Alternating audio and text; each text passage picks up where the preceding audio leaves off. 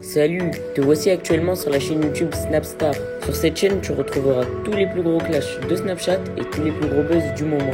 Surtout, n'hésite pas à t'abonner tout en activant la cloche des notifications pour ne rien rater du contenu exclusif de cette chaîne. Et oui, sur cette chaîne, tu retrouveras du contenu qui n'est disponible nulle part ailleurs. Sur ce, je te laisse avec la vidéo. Bon visionnage. Comme vous avez pu le constater en regardant la miniature et le titre de cette vidéo, aujourd'hui nous allons principalement parler de Karis et de Nabil El Moudni. Vous devez certainement tous le connaître, Karis c'est un célèbre rappeur et Nabil El Moudni c'est un blogueur. Comme vous le savez, Karis s'est séparé de sa première femme après être resté plus de 10 ans avec elle. Dans cette vidéo, Nabil a décidé de creuser cette histoire et il n'est pas au bout de ses surprises. En effet, il semblerait que Karis et son ex-femme aient eu un comportement déplorable entre eux. Je vous laisse sans plus tarder avec toutes les révélations de Naboul et n'oubliez pas de donner votre opinion dans l'espace commentaire. Tout le monde, j'espère que vous allez bien, que vous avez passé une très bonne journée. On va pouvoir enfin entamer cette story. Je suis désolé du retard, je vous l'ai annoncé il y a 2-3 jours à peu près. Mais je voulais vraiment avoir tous les tenants et les aboutissants avant de vous en parler, de sorte à ne pas vous dire n'importe quoi. Et du coup, c'est parti parce que j'ai tout. Ce qu'on va faire la famille juste avant de commencer, c'est que je vais vous raconter l'histoire et à la fin, envoyez-moi en message votre avis. Qu'est-ce que vous pensez vous? Parce que moi, je vous avoue que au fur et à mesure de l'histoire, mon opinion, elle a changé plusieurs fois. Il y a des fois où je me rangeais du côté de la femme, après je revenais du côté de Karis, après... Donc écoutez l'histoire jusqu'à la fin et dites-moi votre avis, je reposterai vos messages, ok? Karis, tout le monde le sait, il a une fille. D'ailleurs, la fille, elle est aussi connue parce qu'il la montre souvent sur ses réseaux sociaux, etc. Bien entendu, la fille ne l'a pas eu tout seul, elle a une mère. Et il est resté plus de 10 ans avec cette personne-là. Maintenant, il y a à peu près 2-3 piges, il se rend compte qu'il n'aime plus, la mère de sa fille, mais il ne sait pas trop comment lui dire. C'est toujours complexe quand ça fait plus de 10 ans que vous êtes avec la personne, il y a un enfant au milieu, etc. etc. C'est toujours difficile de lui annoncer qu'il n'y a plus de sentiments et qu'il aimerait se séparer, quoi. Donc cette situation, elle dure un petit peu, puis au bout d'un moment, il lui fait comprendre, il lui explique un petit peu, et elle accepte pas trop. Elle lui fait comprendre à son tour qu'elle est prête à accepter justement beaucoup de choses pour qu'il reste avec elle, dont la polygamie. S'il a une autre copine, qu'il lui dise juste, au moins qu'elle le sache, mais ils restent toujours ensemble, ça la dérange pas. Et lui, du coup, c'est complexe pour lui. Il ne sait pas comment lui dire « Non, je ne veux plus être avec toi ». Donc, ce qui se passe, c'est qu'à un moment donné, il part en vacances avec des collègues à lui. Et arrivé en vacances, donc il prend du recul, il réfléchit. Et il se dit « À mon retour, je rentre pas à la maison, je prends un appartement tout seul. » Et il emménage tout seul, du coup. Chose promise, chose dit. Qu'est-ce qu'il fait à son retour? Il emménage tout seul, il prend un appartement. Bien entendu, il laisse la maison, la villa qu'il a achetée dans le 60 à sa femme et sa fille. Il lui laisse également la voiture qu'il lui a achetée. Il met en place avec elle un système où il lui fait parvenir 2000 € par mois, tous les mois pour la petite. Et vous savez que j'ai vérifié l'information puisque j'ai des contacts partout, en police, en banque, etc. Et en effet, ce n'était pas des transactions en liquide. Donc c'est prouvable, il y a un relevé. Il passe voir sa fille comme ça de temps à autre. Donc la situation, elle va durer à peu près 6 mois. 6 mois où il habite tout seul, où il a pris son logement. Donc 6 mois où là, il est officiellement séparé de son ex.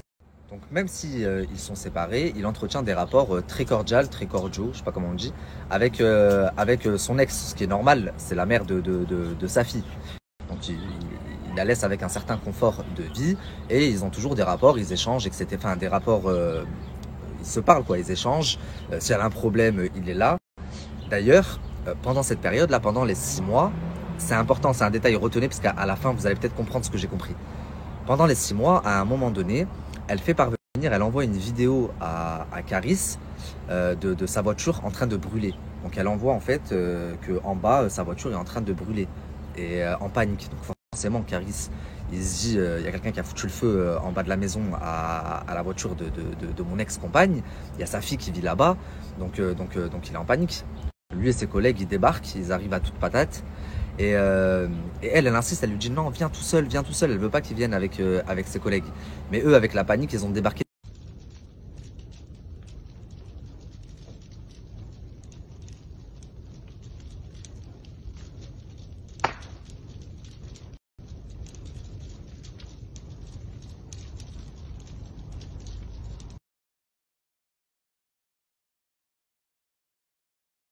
suis désolé la famille, j'ai posté la story sur Instagram, j'ai reçu un coup de fil entre temps, donc il y a eu un lapsus de temps. Donc reprenons. Il reçoit ses vidéos, bien entendu, il débarque avec ses amis. Et arrivé là-bas, elle l'attendait et directement en fait, elle lui dit t'as vu à cause de toi, tes ennemis ce qu'ils nous font, tu nous as abandonnés, etc. etc. Et moi quand on m'explique ça, je me dis mais attends, c'est pas la réaction d'une meuf qui a peur, qui est choquée, qui est traumatisée. Enfin, c'est pas la première chose que tu dis.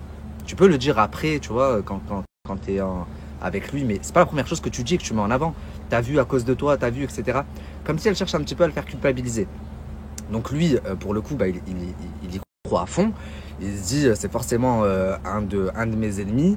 Vous vous rappelez tous à l'époque ce qui s'est passé à Orly à l'aéroport avec Booba. Je me doute que Booba, c'est pas la seule personne avec qui il a des conflits. Donc forcément, il s'est dit, ouais, c'est plausible. C'est quelqu'un qui m'en veut, qui s'en est pris. Donc il la rassure tant bien que mal. Il essaye de la calmer. Il y parvient. Et il lui explique que, en effet, étant donné qu'il ne vit plus avec eux dans cette maison, il faut qu'elle déménage, qu'elle est plus en sécurité parce qu'il a peur pour elle, il a peur pour sa fille également. Et voilà, lui, il est persuadé que c'est ses ennemis qui ont fait ça. Donc il lui dit, regarde, viens voir la maison. Je te donne la moitié de ce que vaut la maison. Et vous allez voir à quel point je suis bien renseigné. Il me semble que la maison vaut un demi-million, donc 500 000 euros. Il lui a dit, je te donne la moitié, donc 250 000 euros. Tu prends un appartement, tu prends ce que tu veux. Mais il faut que tu déménages. Elle, bien sûr, elle refuse catégoriquement. Ce qui est un petit peu logique, puisque elle se dit, c'est pas avec 250 000 euros que je vais m'acheter une maison comme celle dans laquelle je vis actuellement. Piscine, etc., etc. Donc elle veut pas la vendre. Elle se calme et après ça, ils reprennent leur situation normale. Ils sont séparés. Caris reçoit sa fille de temps en temps chez lui. Elle vient à la maison. Il va de temps en temps voir sa fille là-bas à la maison et sans plus. Jusqu'au jour où elle apprend que Caris a une relation avec quelqu'un d'autre.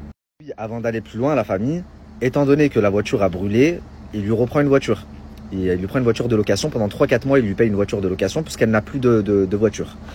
Donc je vous ai dit, ça reprend, enfin la vie reprend et elle apprend peu de temps après qu'il voit une fille. Mais elle apprend également qu'il voyait déjà cette fille quand ils étaient encore ensemble, dans le sens où, quand elle lui disait « dis-moi si tu vois une fille, etc. etc. », il lui disait que non, alors qu'en fait, il voyait cette fille. Et le pire dans tout ça, c'est qu'elle avait des doutes sur cette fille et qu'il s'avère que c'est vraiment cette fille. Je ne sais pas si vous vous rendez compte.